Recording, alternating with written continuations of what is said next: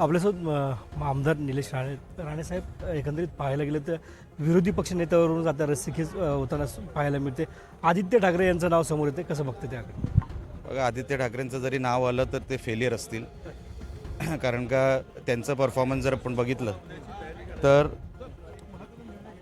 तर आजपर्यंत त्यांचा परफॉर्मन्स सभागृहामध्ये एवढा ॲक्टिव्ह परफॉर्मन्स राहिलेला नाही. कधी कधी यायचं, इकडे तिकडे बघायचं, काही बोलायचं आणि दुसऱ्यांचेच मुद्दे स्वतःचं कंटेंट बनवायचं आणि काहीतरी 4 ओळ्या बोलायच्या.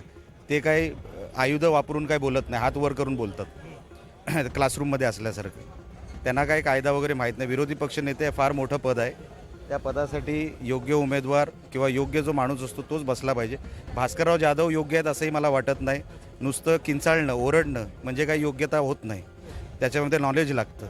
एवढी वर्ष राजकारणात असूनसुद्धा ते 10 लाखाचा स्टॅच्यू सन्मान्य अजित पवारांकडे मागत होते. ह्याच्यामधूनच त्यांचं स्टँडर्ड काय आहे तो तुम्हाला लक्षात आलं असेल की जो माणूस 10 लाखाचा स्टॅच्यू मतदारसंघासाठी मागतो आणि 4 टर्म झाली त्यांना आणि त्याच्यावरून त्यांची उंची दिसते. म्हणून असा माणूस विरोधी पक्ष नेता बनून विरोधी पक्ष नेता पदाची जी काही गरिमा आहे, जे काय स्टँडर्ड आहे तो खाली करू नका. आपल्याला काय वाटतं की विरोधी पक्षनेता या महाविकास आघाडीमध्ये कोण परफेक्ट असू शकतो? आता मी कशाला त्यांच्याबद्दल विचार करू? ते परफेक्ट नाहीत म्हणून तर आज अल्पमतात आहेत ना.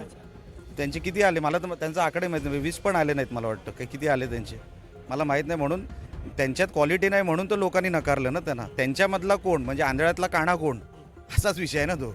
सर, एक डोंबिवलीमधलं हे रवींद्र चव्हाण यांनी ट्विट केले. त्यांनी सांगितलं की भारतीय जनता पार्टीमध्ये एक शिवसेनेचा कार्यकर्ता आला होता, त्याचा पक्षप्रवेश आता थांबवला आहे. तो वाद डोंबिवलीतला शिवसेनेचा आणि भारतीय जनता पार्टीचा आता मिटला आहे. जसं कणकवली आणि सावंतवाडीमधला वाद मिटेल काय? बघा, मला वाटतं दोन्ही पक्षांमध्ये सगळे नेते आपसात बोलत आहेत. नेते बोलत असताना मी बोलणं योग्य नाही. 2 दिवसापूर्वीच ठरलं आहे की नेत्यांनी बसून हा विषय सोडवावा म्हणून तो सुटेल. शेवटचा प्रश्न होतो, आज आमदारांची बैठक बोलवलेली, काय बैठकीमध्ये आहे मला शिवसेनेचं? कसं कळणार? मला बैठकीमध्ये जावं लागेल एवढंच मला माहिती आहे. ठीक आहे, आपल्याशी बोलू.